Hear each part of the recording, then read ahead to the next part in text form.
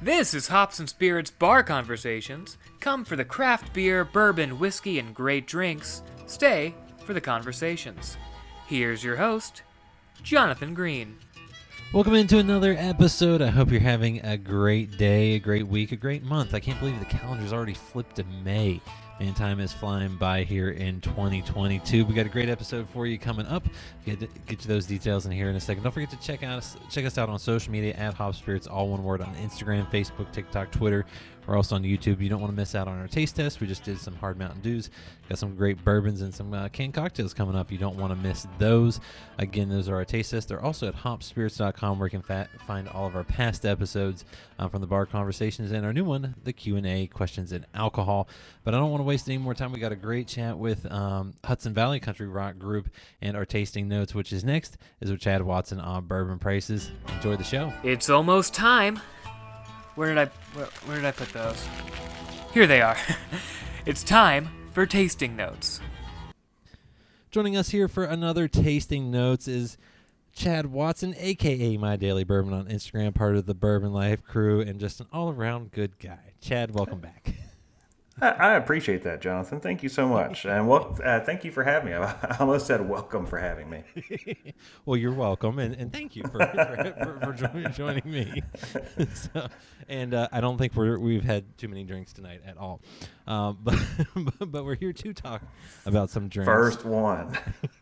and it's kind of an interesting topic because for those that are into getting whiskeys, bourbons, trying to find some new stuff to try, or even just finding their old favorites, I feel like they're seeing some things that probably are hurting their wallet, and it's not just because of inflation.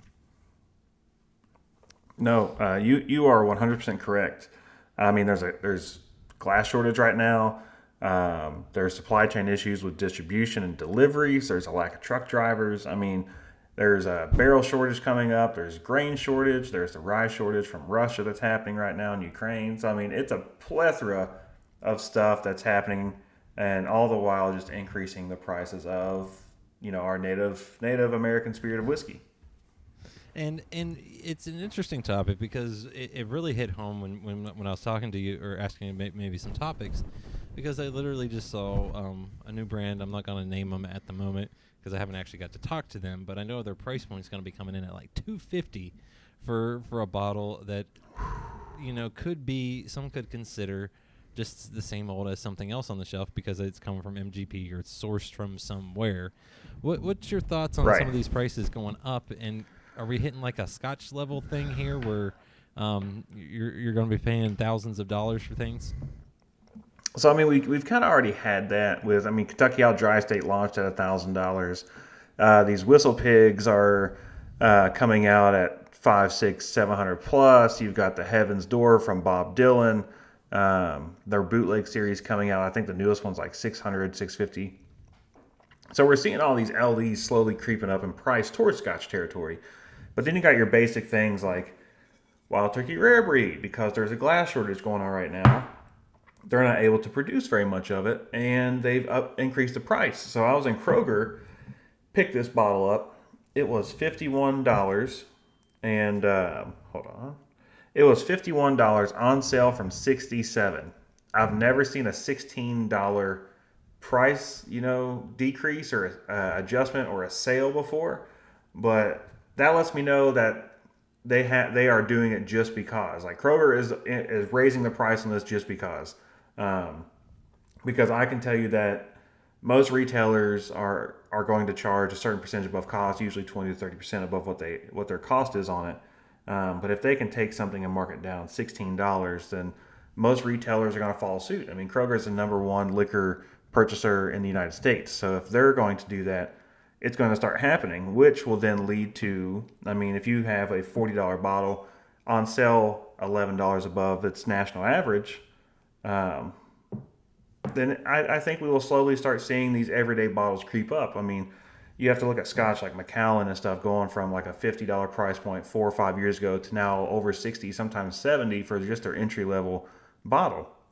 I don't think we will get that bad, but I do think we will start seeing all the limited editions from these brands creeping towards that, that 4-digit number, ever so slightly just below it, if not above it. I was gonna say when you're listening off, I was thinking of Barrel and some of their gray labels coming in at $250 on average, $500 for their gold label ones. And now, granted, you are getting some older whiskeys, and obviously with time, everything goes up. But I do find it interesting too, because I feel like a lot of even entry point now for brands is in that $50 range. Now it could be some of the newer brands and so forth and up, and I feel like it's kind of almost hard to justify things that you haven't had being at such a price point when you can find some pretty good things at $20-$30. But is 50 and 60 kind of maybe the new level for a lot of these bottles? Oh, absolutely. I think and I hate to say that like $50 is the new 35, but I mean, so just Green River's bourbon at $35 is my new.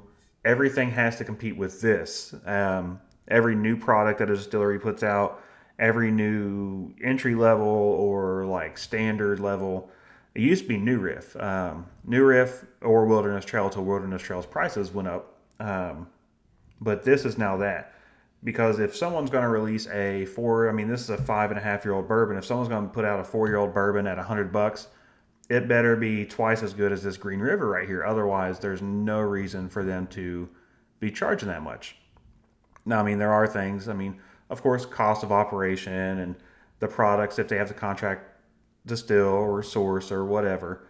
But, I mean, $50, it's all too apparent now that every time someone releases something, the price seems to be, this is our first product ever. It's a 2-year-old bourbon at $50.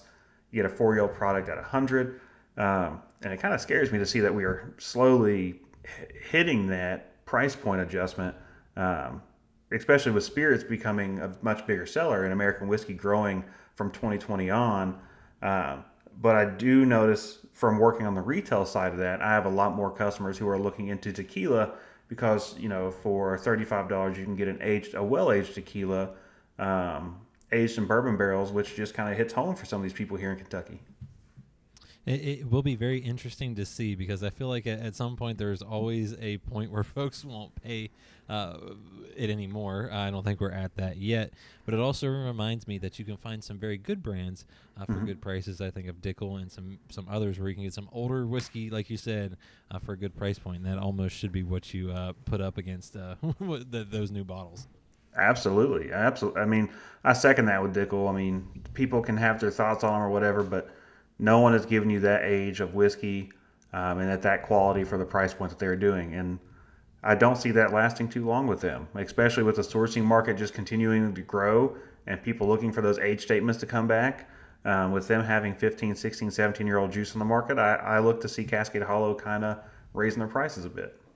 Well, that makes me sad because they are putting out some good stuff now with Nicole, and I'm kind of sad. I think my wallet's going to be sad here too as well. But I'm not sad because I appreciate you coming on, Chad, and thank you as always. Hey, I appreciate you having me. Thank you, Jonathan. Remember to check out Hops and Spirits on social media at Hops Spirits, all one word, on Instagram, TikTok, Facebook, and Twitter. You can also find Hops and Spirits on YouTube and at hopsspirits.com.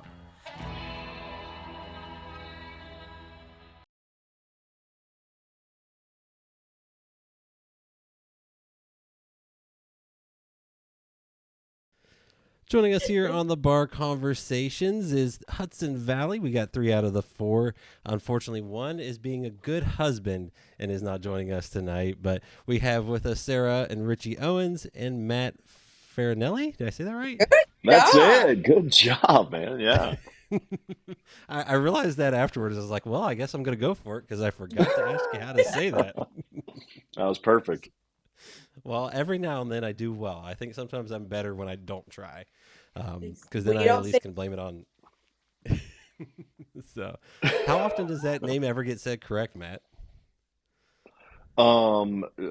Yours was the first successful attempt in the last few that I can remember. So, excellent job. Well, I appreciate it. Well, that's a good start to the show. So Matt is on guitar, Richie's on drums, Sarah's vocals on the female-fronted country group here. Now, this is Bar Conversations, and while we'll get into music in a little bit, I got to ask, you guys drink anything good tonight? Yingling. Matt? Little whiskey neat. $7 wine. Oh, yeah. Nothing wrong with We that. have all the food groups covered. I was going to say, Wow. all of the trash from left to right. Yes. I need to go get. I could go out to my garage, get tequila, mezcal, whatever. I got a little bourbon tonight, so. Hey, Little perfect. Breckenridge. You're in the right zone. You picked the right group.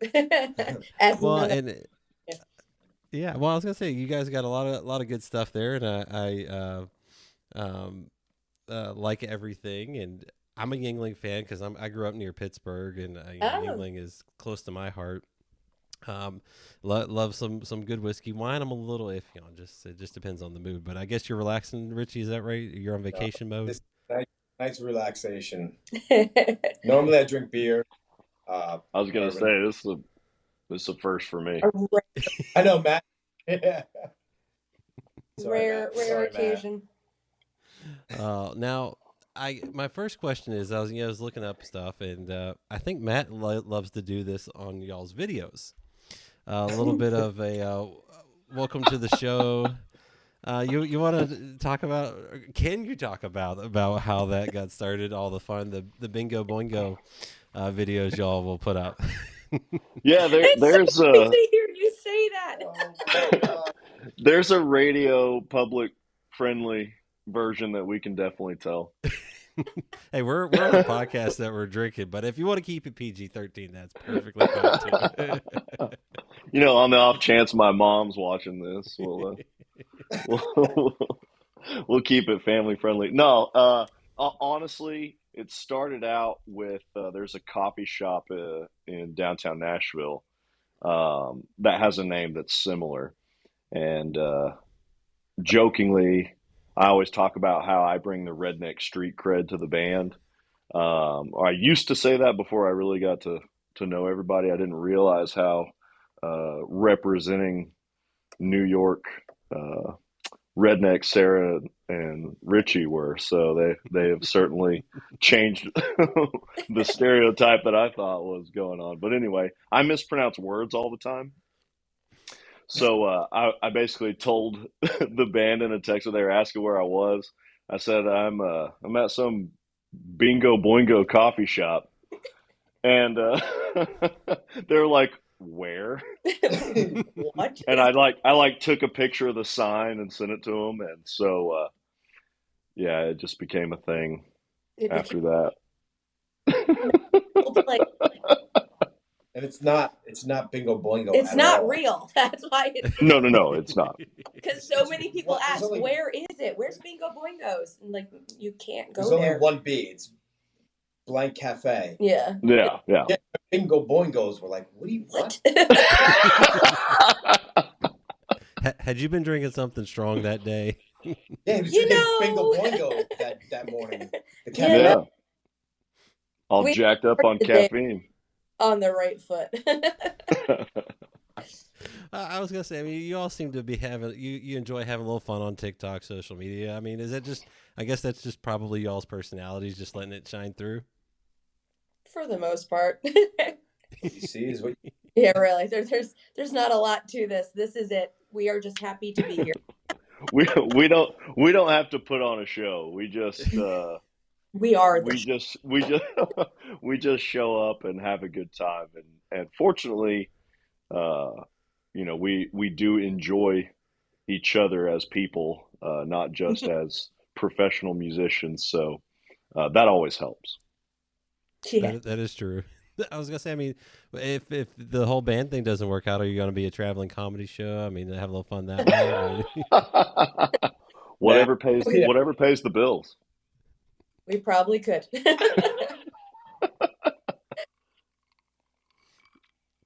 Now, obviously, Sarah and Richie, the husband-wife duo from Hudson Valley.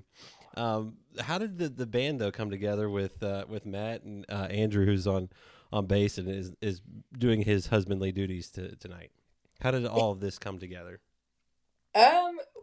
Richie and I had moved down here in 2018 to Nashville.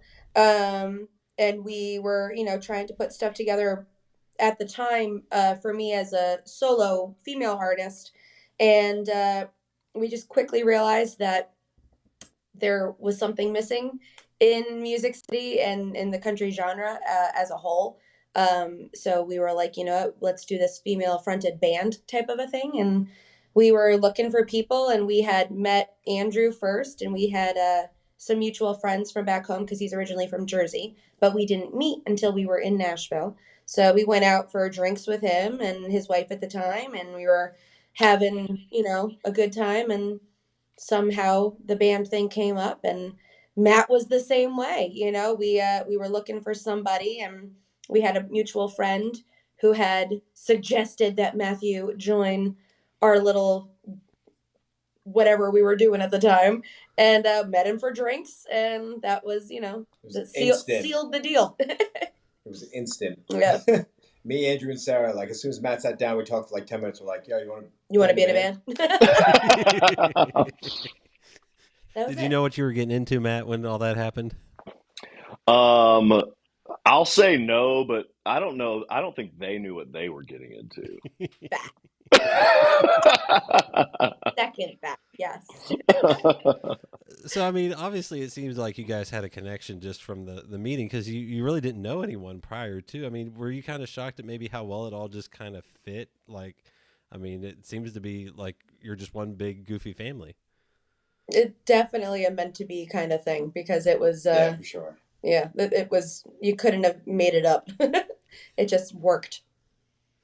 Now, the name Hudson Valley, I'm guessing, is that just an homage to where you guys are from? Just as simple as that? Nothing too crazy? Nothing crazy. It's just a little nod to where I came from, and that was, how it was. Me too. Well, I know, but when we were picking the name, it was my, like, hey, that's where I'm from. Let's do this thing. And ta-da. It worked. From what they've told me, I wasn't there when that happened, but it's just one of those things where it's like, it's so simple. It's like, why? How did we not think of this sooner? It just was one of those things where it's like, duh. Yeah. I mean, so did you have other name ideas during that time before you settled on Hudson Valley, or was it always kind of Hudson Valley? I mean, I don't know. After we met Matt, it was, Sarah and the Dipshits, but, I don't know. Oh, I wish she was joking. No, I'm just kidding. But no, Hudson Valley just stuck. Yeah. I was going to say, you guys can't tell that you get along at all. At all, I tell you. So now it would be even worse. So we're keeping it calm tonight with just the 3 out of the 4. We're keeping it calm then, right? Yes. Definitely. Andrew, he's the loose cannon. You never know what's going to happen with that guy. I tell you. Guy in the world. It's so fun. Now, for those that, how would you explain your style of music, or kind of how you go about when you guys get together and actually play a little music? You take it. When we get together and just like jam out, or write, or what? Any of it. I mean, because I'm guessing there's just a way that you guys kind of attack things. Let's do this. Like if we're just like jamming out, like we tend to do a lot of like I would say like train beat country, 90s country, like 80s, traditional 90s country stuff. Like we'll mess around with that, but we all have different like influences. So like when it comes together, you can see it, so that's what I think, that's what makes us sound the way that we do, because we all have these different little backgrounds that we pull from. But it just, if we're just jamming, it can be anything. We're all over the place. We'll be setting up for rehearsal or whatever we're doing, and we'll just bust out into like Monkey Wrench. Just randomly, we'll just start playing and just go into Ted that. Nugent. Or Stranglehold, or I think we did guitars and Cadillacs, like super honky tonk. Yeah. Like whatever Matt's pedal board is on, like he's like, oh, this sounds like. It's whatever Matt does. That's how it happens. So whatever Matt does. When we rehearse, it's Matt's fault. Whenever we play, It's true. So I mean, do all of you come from a country background, or are there other rock or anything else in there too? Because obviously, I know you guys got a little bit of a rock influence on some of the songs for sure. But I mean, what's the influences, I guess, for everyone, or at least maybe where you got your start? For me, it was 90s country, the big female voices, Martina McBride, Trisha Yearwood, Faith Hill, that kind of stuff. That's what got me into music, like just wanting to do this. That was my big thing. But you were totally the 180. I was the 180. Yeah, I my favorite band in the world is Rush, so I grew up everything Rush. But then as I got older, like into my late teens, it became like pop punk rock, a little bit of hardcore, some metal. So like my heart is like late 90s punk rock. Yeah. Matt? The first memory I have of singing a song was my dad getting me up on stage. I had to have been 3, maybe 4 years old. I could barely talk, but I could sing Jolet Blanc in Cajun. I knew the chorus, so I remember singing that song into a microphone with my dad and the family band that he had with my older siblings. And so yeah, country, Speaking Cajun, les bâtons roulés de la paix de Louisiane. Yeah. That's how he's talking to us Saturday after the show. Ew. Give me a couple more of these. That's all I'll be You'll hear it talking. come out. I think I've heard Andrew talk like that too. I think we have recordings of it. So I mean, did your especially for Richie, how did you end up into country music, or at least maybe that path? I don't want to call it the highway for sure, but obviously. Happy way. So what happened was, I've done my whole thing. I've done the touring with the punk bands and this and that, and the Warped Tours, and then I ended up playing with some cover bands back in New York, and then I joined a traveling like pop, like crazy, like pop band, like everything you heard on Top radio, 40. like stuff that I hate. But it was great. I had a roadie, it was great. Like I was set. I would show up, everything would be tuned, set up, ready to go, hit the last note, I'm out. And then I met her. I did a few more months of that, and then I was like, I can't be on the road all the time, so He just wanted to be on the road. she'd be like, "Hey, with me." she's like, "I need a drummer for my cover band. We need to fill in." So I started filling in, and slowly took his spot. Moved his way in. So we started playing together, and It's been this ever since. Yep. We're a duo. So there's so many jokes here. I know. Let's move on. Matt off this. So I mean, what I guess you talked a little bit about the music you grew up on. Just how big of an impact though did obviously getting to Nashville? How much did that change everything for y'all? And I mean, did that just set you on this path that you're on now of country rock and a lot of fun? Nashville's been a whirlwind. I mean, for me at least. It's. I think it was kind of a real test to everybody who comes down here is so talented, and a lot of them are the big fish where they came from. So when you come down here and you're doing this, it's you're playing with the big boys. So everybody's trying to claw their way up to the top. So it's definitely an adventure. It's a lot of hard work down here. We've been so lucky and fortunate to do some of the things that we've done in such a short amount of time, and some of the opportunities that we've been given is like mind-boggling how we've done some of the shit we've done. But it's been so much fun, and I think it just makes us want to do this even more, because it's like it's right there. Well, Nashville has a lot of mystique about it, and it always has. For me, growing up in Texas and Oklahoma, all of the outlaw country guys like Willie Whalen, Merle Haggard, all those guys, there was kind of an anti-Nashville movement then, but then like once you got into it, you realized that that was really a product of Nashville. So like they weren't really anti-Nashville. There it was just kind of a product, you know. And I'm sure there was some truth to it as well. But for me, it was always kind of a regional music thing. And then I just kind of realized that it's like, you know, to make it in Nashville is really, or to try to make it in Nashville is the true challenge. It's the real kind of the pinnacle of the genre because there are people begging for money on the street that play guitar and are more talented than I am.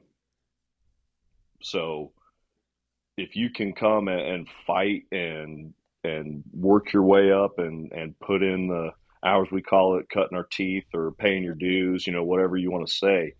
If you can come to Nashville and do it, you know that you really did it. You know that you're really doing it because there's thousands of people here that that deserve it. You know, for sure. I was gonna say, I mean, you know, the journey of just this industry is one of the hardest things there is to do. I mean, how bumpy of a path was it? Did you guys ever think about stopping, or did it just always push forward? Never thought about stopping, but I don't know. 2020, I had some doubts. before, like, goddamn, like we were put in a situation where we're told like, hey, you guys can't work day jobs. You got to be ready to go, this and that. And her and I, you know, We were penny pinching. It was so man, hard. it got really bad, and it still slaps me in the face to this day. You know, some of the stuff I Some had of to the do, stuff like we've done. just to survive, like a week. And it's true, like everything you hear, like, oh, you live. It sucks. It sucks. Like Starving it's artist. still. Oh, it's a real It's a real thing. It's not even like Yeah.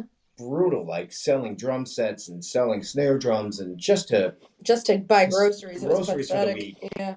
And it sucks. It's not good. I mean, but you know, we lucked out. We did pretty good. We lucked out, and We've held out, which is a big we're very thing. grateful for some certain places. Some, Yeah. you know. But 2020, if there was ever a time that you had to rethink things, and we've got a lot of friends who were down here and doing the same thing that we've been doing, and so many of them went home, you know, because that's what you're here for, is to play. And when we couldn't play, it was like, what the hell do we do now? And we were on such a high from when we had put out our original, you know, our first EP, and we had all of these accolades happening, and we had such a year set up for us for 2020. The shows, the festivals, all of it. And it was just daily, the text messages and the emails. Hey, we're going to move this to June, or hey, we're going to maybe move this to July. And then it just never stopped, you know? So if there was ever a time that it got really bad, I think 2020, we all kind of put into perspective, what the hell are we doing? But luckily, we stuck it out for the long haul, you know? Well, I was gonna say, and you're putting out some brand new music, some good music. I mean, you got a brand new single, "Shut Me Up." I mean, how did that come about? Why go that route? I feel like that's kind of an interesting take for a single for y'all. I think it was the fact that we weren't out playing. You know, we wanted to get into the studio and kind of do something. And that song in particular, because it is a cover of an Old Dominion song, it was just, we had been playing it out as part of our show since we became a band. And so many people didn't know that it wasn't our original song. And I think that was actually surprising, was that so many people thought it was ours. So when we had the downtime, it was kind of like, well, let's go to the studio. Let's record our version of what we've been doing. And, you know, it's been a fun ride. And Old Dominion was gracious enough to acknowledge us with it. And it's been pretty cool. But it was just a fluke that we wanted to do it. I mean, Richie, was there any influence of your rock days on that one? What gives you that impression? That sounds just a little different than the original. The Monster Tom intro. Yeah, really. Yeah, no, that's Oh you know. yeah. It's a heavy hitter. It's a heavy hitter, but like not for nothing, the original Old Dominions version that's a pretty banging song. It's So pretty that, rock forward. It's funny too because like we started like I did the whole thing and like I opened up a little bit, like made it a little heavier with the cymbals and then Matt looked over. We're in the studios. We're in a Dark Horse studio in Franklin, and Matt looks over. He's like, "Is that a B3?" With his beard, and the guy's like, "Yeah." He's like, "I'm gonna put some organ on it," and he literally just played out the of organ. a flute, just went up there. He's like, "Here, cut this," and he walked up, started playing it, and he literally cracked the organ part, the B3 part. It was cool. Just because he looked over, he's like, "Hey, what's that?" What is it? And he went up there and he played. Matt's one of those guys. Excuse my language. He's a dick. He plays everything. Sings everything. Like, hey, cool. You want a harmonica? Yeah, I've got 8 of them right here. Multi-talented, if you will. So Matt's one of those guys. So he looked over and he laid the organ part down. It added, like, it finished the song. It was amazing. It was pretty cool. I mean, Matt, what do you have to say about that?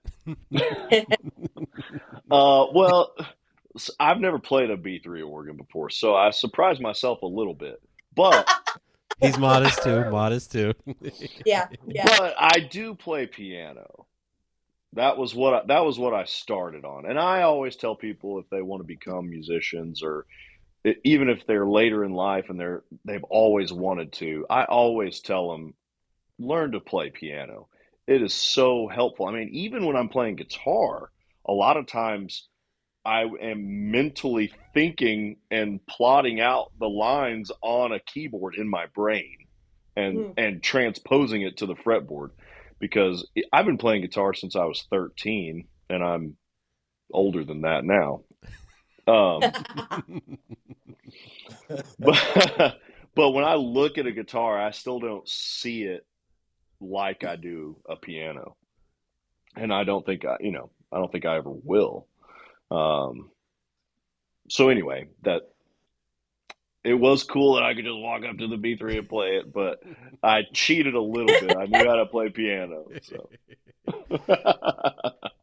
like I said, he's a modest man. He's a modest man. Modest. Now, since you guys got your start, I mean, you guys haven't technically been together super long. If you think about the whole big picture of country music and everything, have you guys kind of just evolved over time too? Especially, I mean, obviously you had the breaks. So I think that's always could be a reset. But I mean, how has the group kind of evolved, or how has the sound evolved? Anything like that?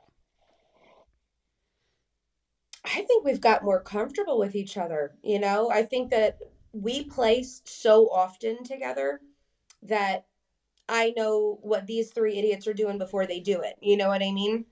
So it's I think that in itself has opened a lot for us, because when we first started the band, we kind of had like tunnel vision, and this is what we thought we were doing, and this is what we're gonna do, and this is the image we want, and this is how it was gonna sound. And when we put out the album, every song on there is really different from the last for a reason. It was, it's meant to show that we're not a one-trick pony. We can kind of do a little bit of everything if we need to. But as we've gotten more comfortable as a band and actually playing with each other, I think it's just kind of opened the doors a little bit more for us, because we know, our faults, and we know the things we're really good at, so I think we've gotten more comfortable with figuring out the songs we want to do and the style that we kind of want to go down. And I think definitely in the past year, we've kind of stuck to a particular image down here, because we have been out and about around Nashville quite frequently. So now we've got an image to uphold down here, and I think it kind of fits us. So I think that in itself is a lot of how we've changed, because when we first started, we weren't really sure where to go, but now it's I think we kind of got a thing we're going With down. the stage show too. Like, oh yeah. Like my favorite thing is like, Sarah commands the stage, but my favorite thing is when like Andrew and Matt, they have a thing where Matt will walk over and Andrew will be like, all right, he's walking over this side, and they'll swap sides, and Matt will start singing on Andrew's thing and like work Andrew's side of the crowd. Andrew will jump off the stage, get in the crowd with people and like start singing with people, and then jump back up and go back into places. Like we've gotten so comfortable. Really yeah. Except for when Matt gets on Andrew's mic, he's got to squat down. I just give it that Zach Wilde power stance. Yeah. Perfect. Power like, stance. Man, you look so tall.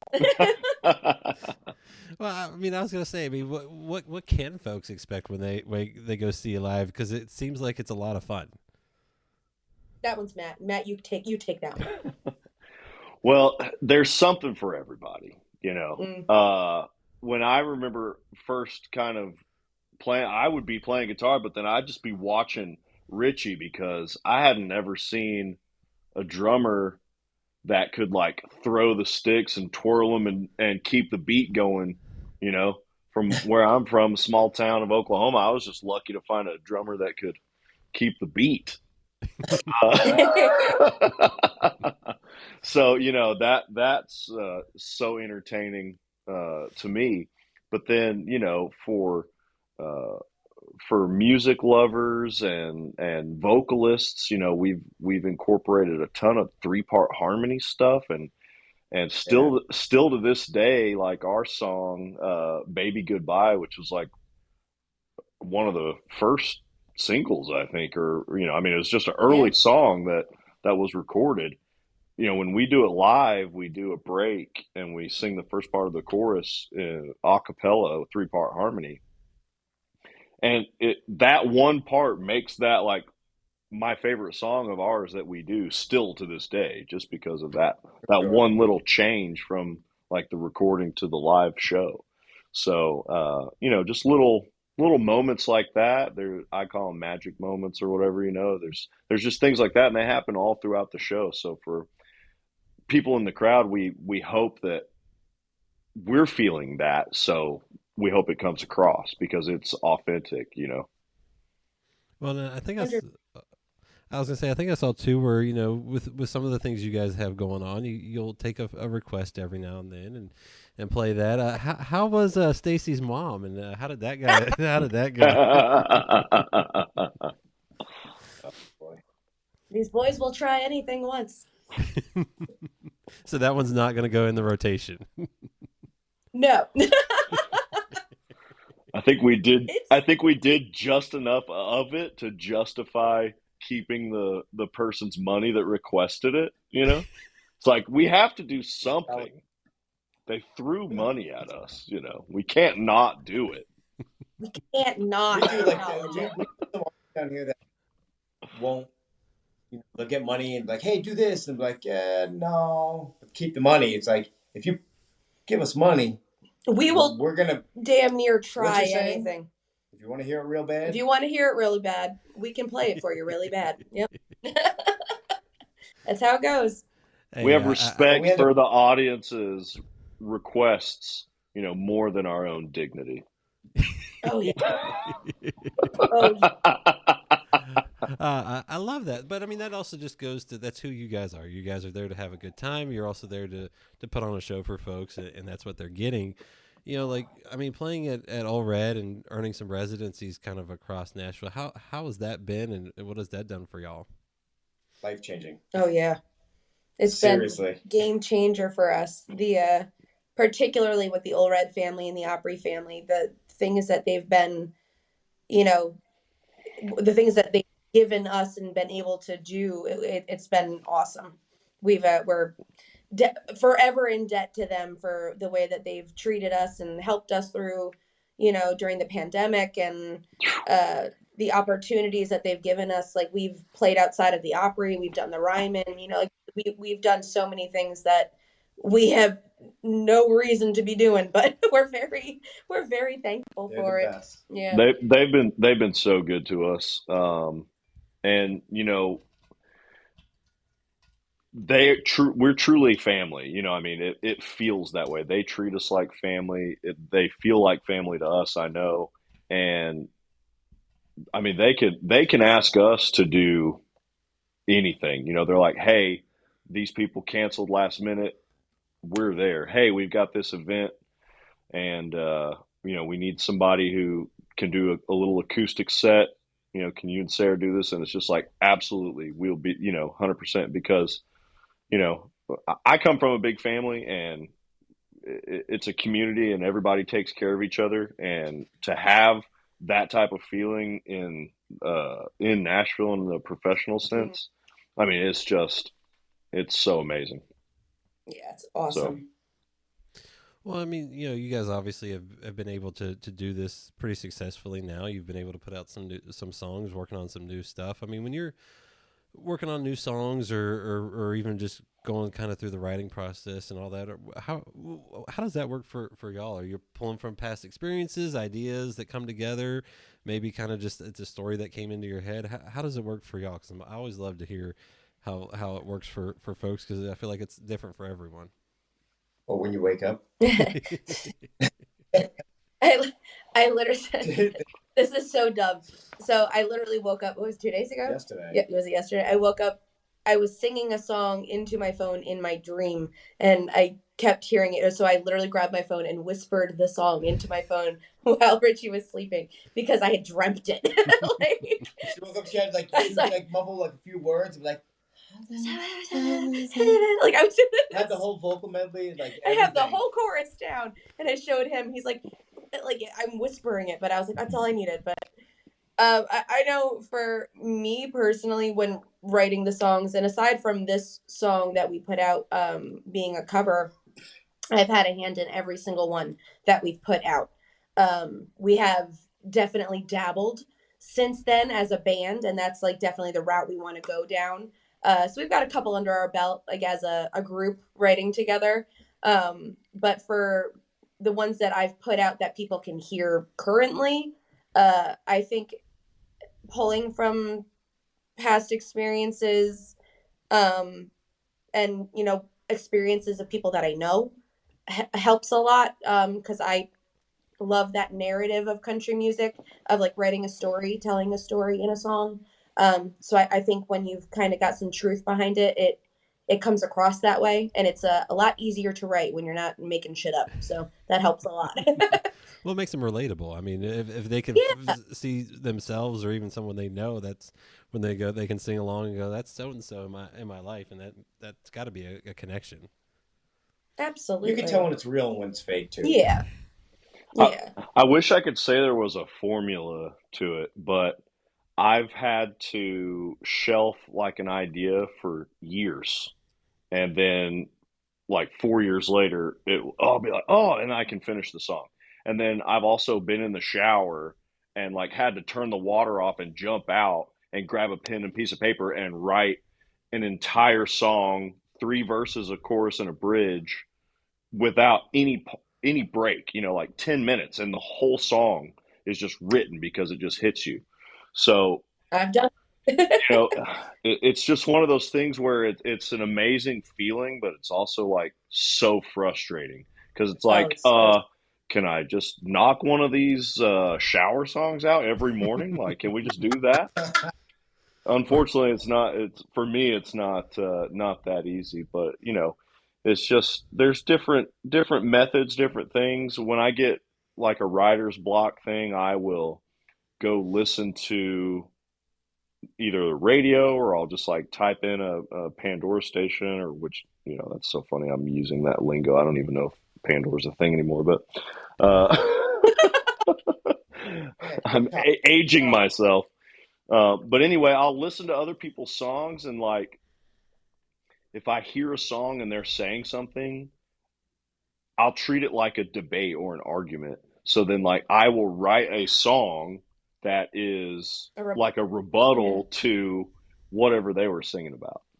So, you know, I just try to think of different ways to find inspiration and write. But yeah, it certainly helps to have Sarah and Richie and Andrew and bring ideas together, you know, to pull from, instead of just trying to do it yourself. Oh yeah. And we'll get those random like the group text, because we're in a Hudson Valley group text, like Matt will just randomly send a chorus. Yep. Or Or Sarah I'll would just send randomly send a chorus. Yeah. And like, all right, let's run with it. We did it last week. I'm like, something came to my head. I'm like, I've got this idea. I've got a title. This is what it sounds like to me. And it's like one of those. And then Andrew's randomly like, "Hey Matt, here's a guitar riff." It's like, yeah, that happened like 2 weeks ago. Yeah. I still think like Andrew wrote that one song that I love that you and him do together. Oh, I wrote. Yeah, I don't. Yeah, I can't remember what it's called. Andrew came up with this riff, and him and Sarah sat down and wrote it in like minutes. Yeah, it was so good. And they've done it at shows like back in the day at the Sutler. Yeah, like just the break and like, oh man, it was cool. Like, when we're on it, we're on it. Yeah. Or when you're dreaming about it, it just comes to you. I guess. I don't know what the hell happened. It woke me up. I was like, what the heck? Okay. Thanks for not waking me up. I know. No, I mean, for what you guys are able to do, people kind of just, this is a lot of folks' dreams, like you were talking about. It's Nashville's where you want to go if you want to get into this industry. Did you ever expect this to be your life, or, are you do you ever pinch yourself and go, I can't believe I'm doing this? This is all I've ever wanted. So, that I've never wanted to do anything else. So, it's definitely been trying and testing of my patience, because I've professionally been doing this since I was 6. So and I'm not 6 anymore. So just like Matt's not 13 anymore. Been a very long, yeah, it's been a very long time. And it's, there are moments and definitely experiences that we have had that are pinch me moments. But as far as, wanting to do anything else or ever believing that this could be my life, I've always hoped it would be, because this is what I always wanted to do. So I'm glad that I just found some people who see that too and want to be, doing what I'm doing. So it's been so far so good. Yeah.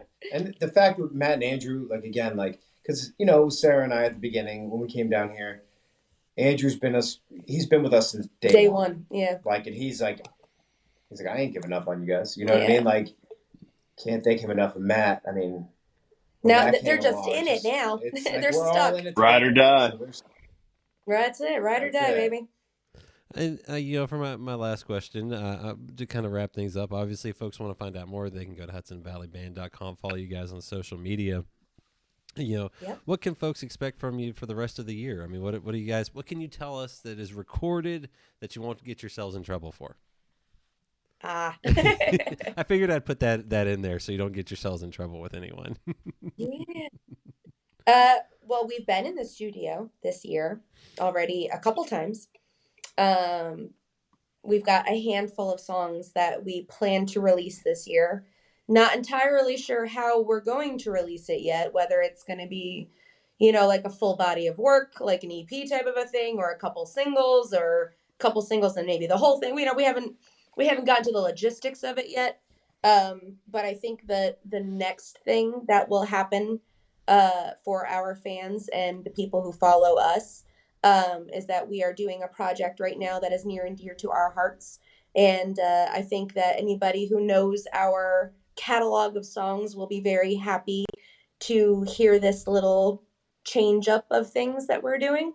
So I think it'll be well received. We're excited to do that, but that'll be sooner rather than later. For our friend. For a friend, yeah. I like it. Well, Matt, Sarah, Richie, I appreciate y'all taking the time, having a drink, and just having a good time. I appreciate it. Of course. Thanks, Jonathan. Appreciate you. Yes, this has been so much fun.